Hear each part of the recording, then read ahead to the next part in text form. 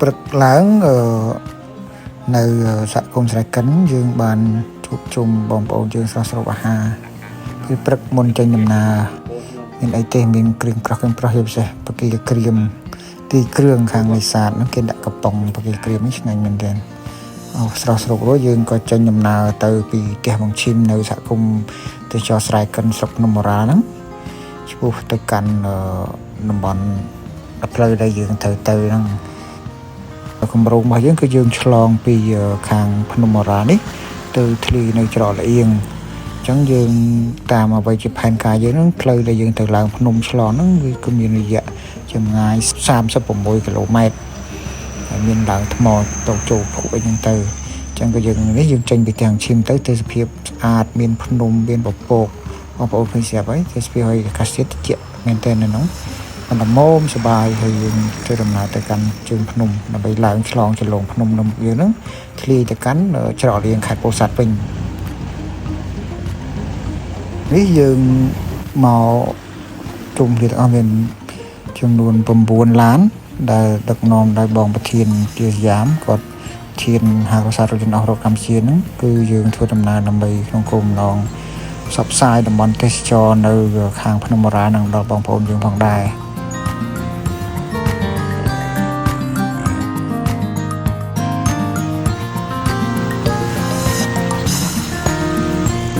យើងបានទៅដល់ចំណុចដែលឡើងលើភ្នំគឺភ្នំជួរភ្នំមរ៉ាល់ទៅដល់ថ្ងៃហ្នឹងគឺភ្លៀងរហូតហើយរយៈកម្ពស់នៃយើងឡើងគឺឡើងទៅរយៈកម្ពស់400ម៉ែត្រពី260ម៉ែត្រទៅ400ម៉ែត្រនោះភ្លៀងរួចបងប្អូនឃើញស្រាប់ហើយដីគឺល្អិលអស់ដាក់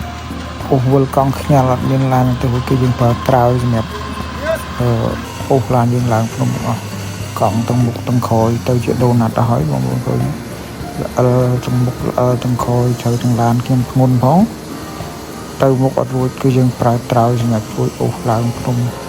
មួយថ្ងៃមកផឹកវល់ល្ងាចយើងមូបានប្រហែលតែ100ម៉ែត្រទេបងប្អូនគឺយើងដាក់ត្រើយឡើងហើយ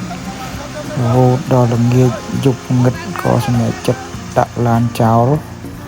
ហើយក៏ចុះដើរចុះអង្គមវិញដើម្បីសម្រាប់ចងរឿងដេកនៅខាងក្រោមតែ500ម៉ែត្រពីឡានយើងដើរចុះអង្គមវិញសម្រាប់ហើយយប់ហ្នឹងយើងចុះមកជួបបងប្អូនយើងក៏សុំ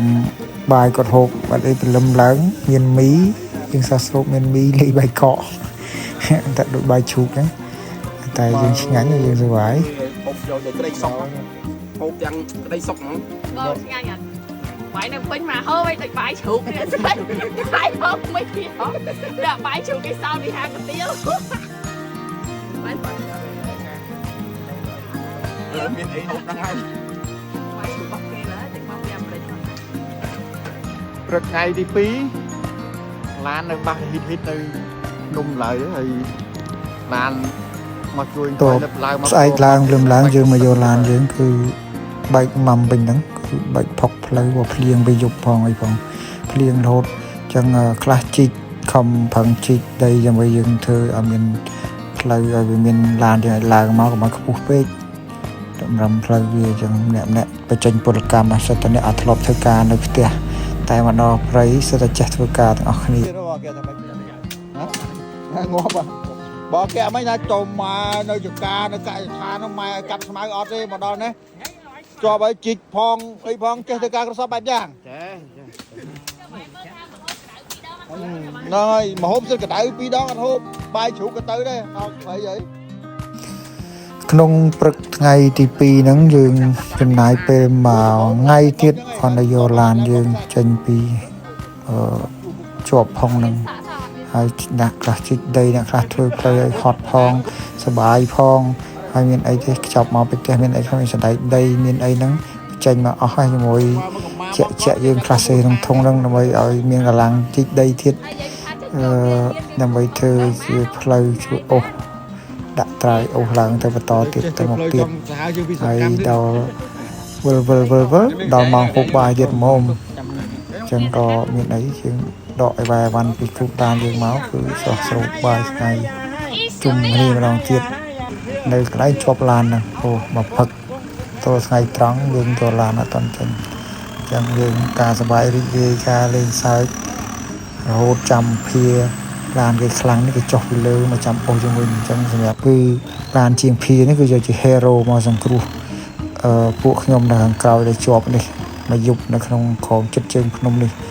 នេះឡាន hero មកជួយសង្គ្រោះបានឡើងទៅដល់កលៈទី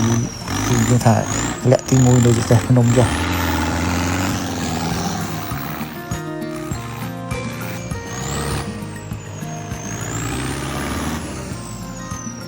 អូបាទថាមក cherry មើលដេកទៅដឹងពីអ្នកមានដេកអោបដៃអីចឹង